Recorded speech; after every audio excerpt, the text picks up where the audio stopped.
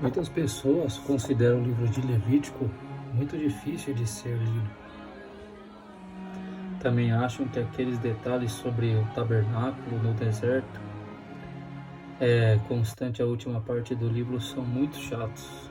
Geralmente, quando essas pessoas começam a ler a Bíblia e se chegam no livro de Levítico, acabam desistindo de ler a Bíblia, né?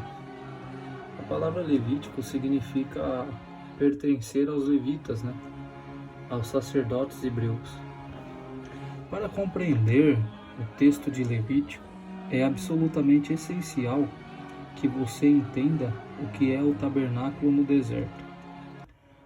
Vamos lá. É o lugar onde os sacerdotes apresentavam sacrifícios e ofertas durante o tempo em que o povo caminhou pelo deserto. Mais tarde foi construído, melhor dizendo, o Templo de Salomão, nos mesmos padrões dos tabernáculos original, construído no deserto sob as orientações de Moisés, só que é mais elaborado. Uma das coisas mais importantes sobre o tabernáculo é que durante 40 anos em que as 12 tribos peregrinaram pelo deserto, ele pertenceu no centro do acampamento. Essa localização do tabernáculo tinha um significado espiritual. O primeiro mandamento ordena que Deus ocupe o primeiro lugar em nossas vidas. E as Escrituras ensinam que Deus deve estar no centro das nossas vidas. A localização do tabernáculo no centro do acampamento tem essa simbologia, né? Talvez quando a observação mais importante a respeito do tabernáculo ou tenda da congregação é que Deus habitava nela quando Moisés terminou de edificar o tabernáculo. E a presença da glória de Deus enchia o compartimento interior, conhecido como o Santo dos Santos, o que simboliza a maneira como hoje o Espírito Santo habita nos crentes, de cada pessoa, né, melhor dizendo. Enquanto os israelitas viajavam pelo deserto, eram guiados por uma nuvem que pairava sobre o tabernáculo. Quando a nuvem se movia, eles também se moviam, e quando a nuvem parava, eles também paravam. Era assim que a nuvem os guiava. O povo se aproximava do tabernáculo buscando perdão, direção e adoração a Deus. E a edificação do tabernáculo, como que foi? Agora vimos qual é o propósito da tenda, né? Qual a finalidade da tenda. Vamos analisar a sua construção. O tabernáculo era rodeado por uma cerca feita de material semelhante a uma lona, né? A área interior dessa cerca era chamada de pátio.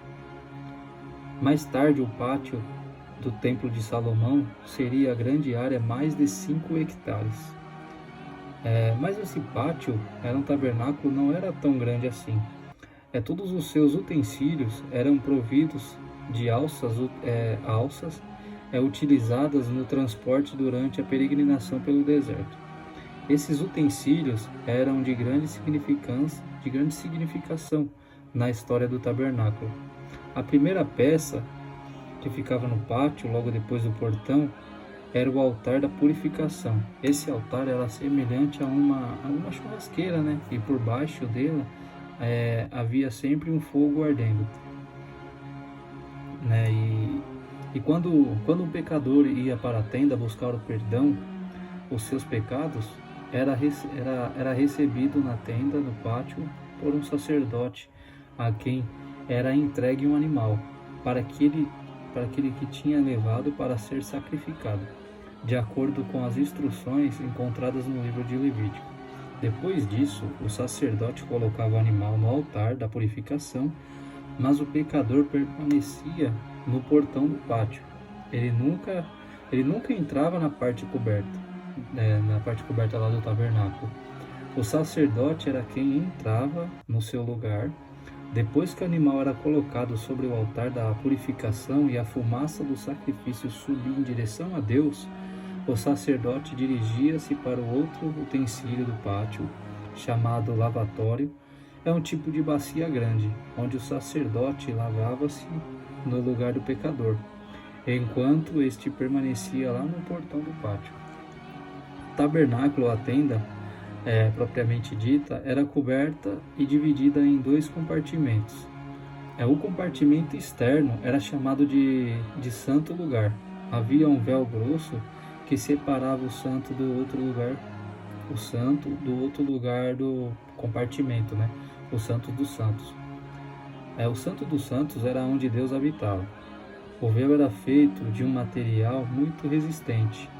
O historiador Joséfo conta que ainda vários cavalos sofreram amarrados a esse véu com direções opostas.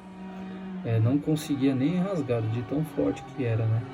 O véu do Templo de Salomão pertenceu até os dias de Jesus e era tão grande quanto a cortina de um palco de um teatro, né? Era muito grande, era bem grande, bem extenso, né? Os evangelhos, né, relatam que no momento em que Jesus morreu na cruz, esse véu que ficava entre o lugar santo, né, e o Santo dos Santos foi rasgado de cima a baixo, conforme está escrito em Marcos 15, versículo 38. Esse é um grande momento dos milagres da Bíblia, em que muitas vezes essa passagem é despercebida, né? Havia 4 utensílios no tabernáculo. Depois de ser purificado no lavatório, o sacerdote entrava na primeira parte coberta da tenda, ou seja, no lugar santo, no santo lugar. No seu lugar esquerdo ficava um candelabro. Este era uma peça muito importante e apresentava a revelação de Deus tinha dado a seu povo quanto ao lhe entregar a sua palavra. A sua principal significação era mostrar para o povo como ele deveria se aproximar de Deus. Diante do candelabro, o sacerdote adorava e agradecia a Deus pela sua revelação dada ao povo, enquanto o pecador permanecia no portão do pátio. Do lado direito do santo lugar havia uma mesa, cujo significado era lembrar ao sacerdote a simbologia do maná, que é Deus nos dá o pão de cada dia. Quando bem na frente, né, quando ele continuava bem na sua frente, ao véu bloqueava a entrada do Santo dos Santos. Havia um altar de incenso. Junto a ele, o sacerdote ficava de pé e orava pelo pecador que permanecia do lado de fora.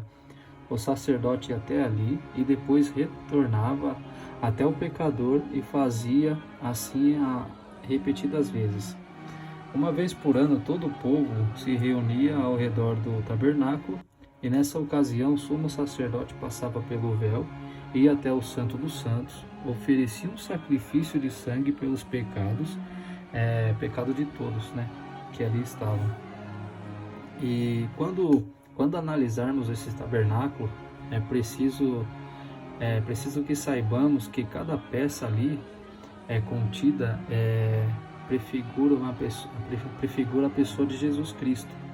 Por isso vamos analisar cada uma delas detalhadamente, né? No vídeo seguinte eu vou explicar cada detalhe dos utensílios, né, do tabernáculo.